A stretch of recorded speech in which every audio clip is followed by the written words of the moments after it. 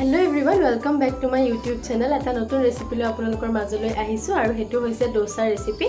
Aha koru apnaloke bhal pai. Video tu shekhor loike sabo aru jodi bhal hoy tene hole please like, share, comment koribole napahoribo logote subscribe kori dibo. Mur ahibologia video bur apnaloke sobotke prothome pabole. Ahokso moi kenekoi nu dosa tu banao saum. Dosa banabor karone prothomote ami dosa batter tu prepare kori lom. Tar karone amak lagibo 1 cup চাউল आधा cup माटी दाली और 1 चामच मेथी एखिनि आमी Bhalke धुई lump प्रथमते एटा बाउলত प्रथमते चाउलखिनि দি দিছো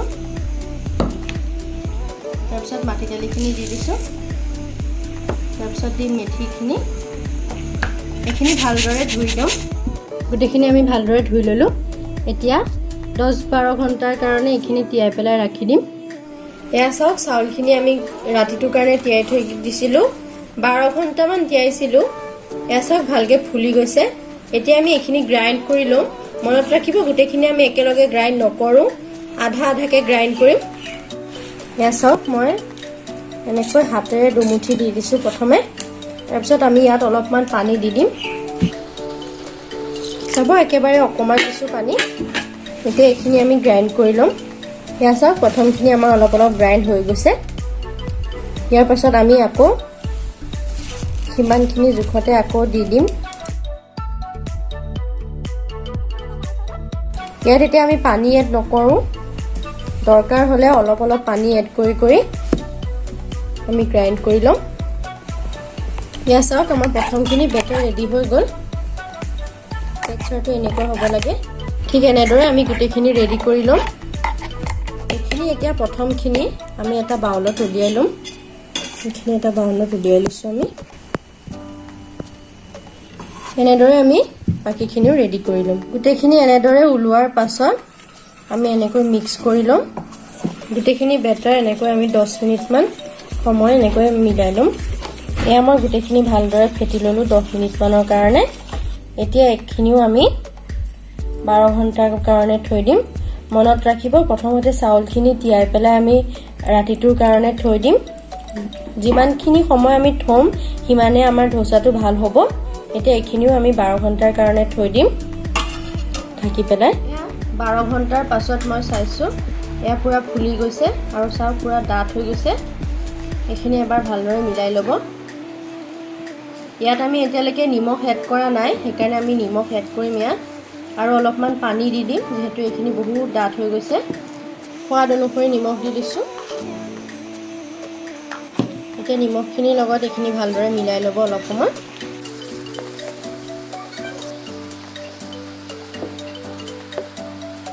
ইয়াত অলপমান পানী এড কৰিম এতিয়া নিচিনা একেবাৰে কম পানী দিছো অলপমান পানী দিব দি পেলাই এখিনি ভালদৰে এনেকৈ এবাৰ মিলাই ল'ব या গেছত এখন আমি তেৱা বহাই দিছো নন ষ্টিক তেৱাখন গৰম হৈ যোৱাৰ পাছত আমি ইয়াত অলপমান পানী ছটিয়াই দিম আৰু এখন সফা কাপোৰে পানীখিনি মুছি লম তাৰ পাছত আমি ধোসা বেটাৰটো দি দিম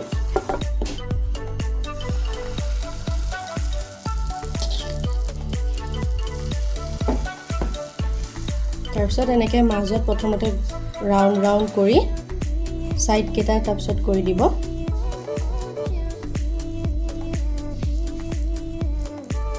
যিমানখিনি ৰাউন্ড হয় তিমানখিনি লৈকে কৰিব পাতল হৈ যোৱা লৈকে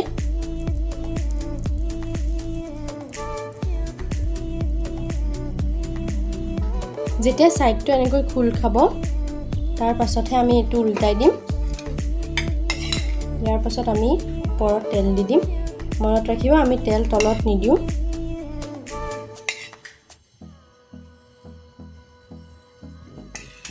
या চাওক या সাইডটো খুলিছে এতিয়া আমি এখন উল্টাই দিম এটো মই প্লেন ধোসা এটা বনাই পেলাই দেখুৱাই দিছো এটো মছলা ধোসা বনাইও দেখুৱাম সব ধুনিয়া হৈছে এটো অলপ উল্টা সাইডটো বেছি সময় সিজাব নালাগে অলপ 2 মিনিট মান সময় থৈ দিলে হ'ল এনেকৈ তাৰপিছত আমি উঠাই লম ইয়াৰ প্ৰথমটো ধোসা ৰেডি হৈ গ'ল এটো এখন এতিয়া উলিয়াই লম হয় এনেকৈ উলিওৱাৰ পাছত এনেকৈ ফোল্ড কৰি দিব এতিয়া আমি ধোসাৰ লগত খাবৰ কাৰণে চাটনিখিনি প্ৰিপেয়াৰ কৰি ল'ম। তাৰ কাৰণে ইয়াত মই লৈছোঁ ধনিয়া পাত আৰু নাৰিকল লৈ লৈছোঁ, নিমখ লৈ লৈছোঁ, জলকীয়া লৈছোঁ আৰু অলপমান নৰসিংহৰ পাত দি দিছোঁ দুটামান আৰু এইখিনি এতিয়া আমি গ্ৰাইণ্ড কৰি ল'ম। অলপমান পানী দি গ্ৰাইণ্ড কৰি ল'ম এইখিনি। এতিয়া আমাৰ চাটনি ৰেডি হৈ গ'ল। মছলা ধোসা বনাবৰ কাৰণে আমি মছলাখিনি ৰেডি কৰি ল'ম। তাৰ কাৰণে মই ইয়াত 2 চামুচ তেল দিছোঁ। তাৰপিছত ইয়াত মই আদা, নহৰু আৰু পিঁয়াজৰ পেষ্টখিনি দি দিম। ইয়াত পিঁয়াজৰ পেষ্টখিনি দি দিছোঁ। তাৰপাছত আমি ইয়াত আধা চামুচ হালধি পাউডাৰ, অলপমান ধনিয়া পাউডাৰ, কাৰি পাত্তা দি দিব, নৰসিংহৰ পাত আৰু এইটো গোটা জিৰা দি দিছোঁ আধা চামুচ। এইখিনি ভালদৰে মিলাই ল'ব। ইয়াৰ পাছত আমি বইল কৰি থোৱা আলু দি দিম ইয়াত।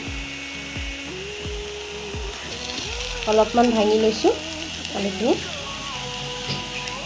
এইখিনি ভালদৰে মিক্স কৰি ল'ম। ইয়াৰ পাছত আমি সোৱাদ অনুসৰি নিমখ দি দিম। এইখিনি ভালদৰে এনেকৈ মিলাই ল'ম। ইয়াৰ পাছত আমি অলপমান পানী দি দিম।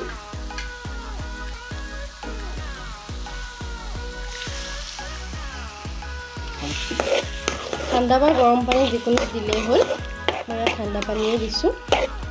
তাৰপাছত ভালকৈ এইখিনি মিলাই ল'ব। আৰু এয়া আমাৰ ধোসাৰ কাৰণে মছলা ৰেডি হৈ গ'ল। মছলা ধোসা বনাবৰ কাৰণে আমি চেম প্ৰচেছতে প্লেইন ধোসা নিচিনাকৈ বনাই ল'ম প্ৰথমতে।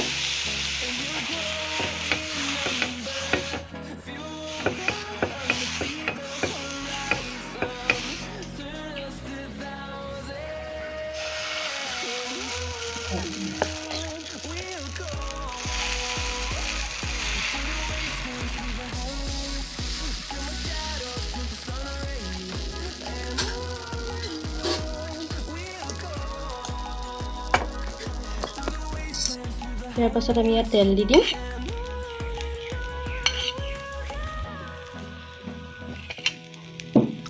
তেলখিনি দিয়াৰ পাছত ইয়াত আমি এতিয়া মছলাখিনি দি দিম মাজত এনেকৈ।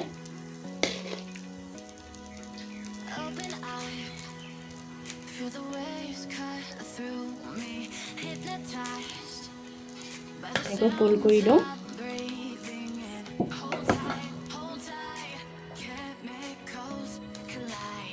প্লেইন ধোসাৰ নিচিনাই, খালি আমি ইয়াৰ মাজত মছলাখিনি ভৰাই দিম। এয়া আমাৰ মছলা ধোসা ৰেডি হৈ গ'ল। বলক এইখিনি এতিয়া আমি সাৰ্ভ কৰি লওঁ। এয়া আমাৰ প্লেইন ধোসা আৰু মছলা ধোসা ৰেডি হৈ গ'ল। এইখিনি আমাৰ প্লেইন ধোসা। চাওক কিমান ক্ৰিস্পি হৈছে। মই ভাঙি পেলাই দেখাই দিছোঁ।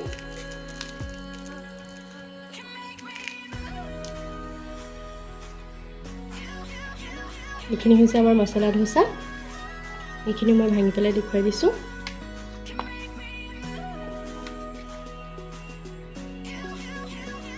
চাটনিৰ লগত